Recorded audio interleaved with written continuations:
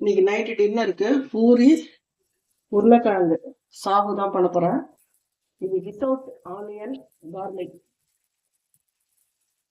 ஆனியனோ பூண்டு எதுவுமே சேர்க்காம பண்ண போறேன். கடுகு தாளிச்சு கட்டிக்கிறோம். கடுகு வெடிச்சோடனே பச்சை மிளகா ஒரு 4 பச்சை மிளகா கீரி வச்சுருக்கேன், அது போட்டுக்கலாம். கருவேப்பிலை,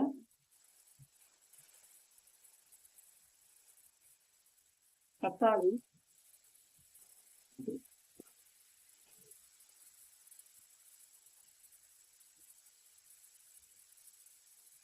சிம்மில் வைக்கிற கொஞ்சம் வதங்கட்டும்,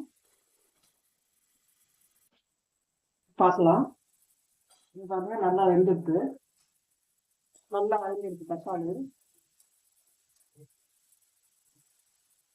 ஒரு டம்ளர் அளவு தண்ணி ஊற்றிக்கிறேன். இந்த தண்ணி வந்து போராது, இன்னும் கொஞ்சம் தேவைப்படும். பூரிக்கு வந்து கிரேவி வந்து தண்ணியா இருக்கணும். சப்பாத்திக்கு பரவாயில்ல கெட்டியா இருந்தாலும் பூரிக்கு தண்ணியா இருக்கணும், அப்பதான் டேஸ்ட்டு. சில்லி பவுடர் 1 ஸ்பூன் போடுறேன்.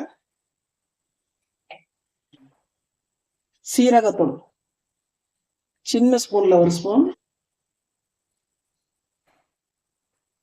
ஒரு 1/2 ஸ்பூன் மிளகுத்தூள். இதுக்கு தேவையான உப்பு. நான் உருளைக்கிழங்க வேக வச்சு மசிச்சு வச்சிருக்கேன், இதுக்கு தேவையான உப்பு போட்டிருக்கேன். இது இன்னும் கொஞ்சம் தண்ணி ஊற்றிக்கலாம்.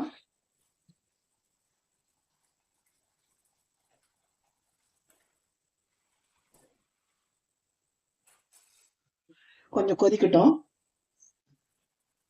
கொதிச்சுட்டு இந்த மிளகா பொடியோட வாசனை போக கொதிக்க வச்சாச்சு. இப்போ இந்த உருளைக்கிழங்கு இதில் சேர்த்துக்கலாம்.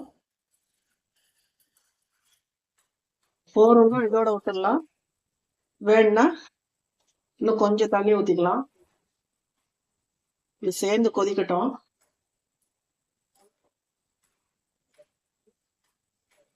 வெறும் தக்காளி மட்டும் போட்டதுனால இந்த கலர், தக்காளியே நல்ல கலர். காஷ்மீரி சில்லி பொடி தான் போட்டிருக்கேன். இது கொஞ்சம் நல்லா கொதிக்கட்டும்.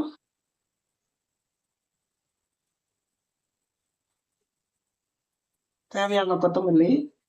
இது கொதிச்சு வந்த உடனே ஆஃப் பண்ணிடலாம். டின்னருக்கு பூரி ரெடி ஆயிடுது. பூரியும் சாகுவும்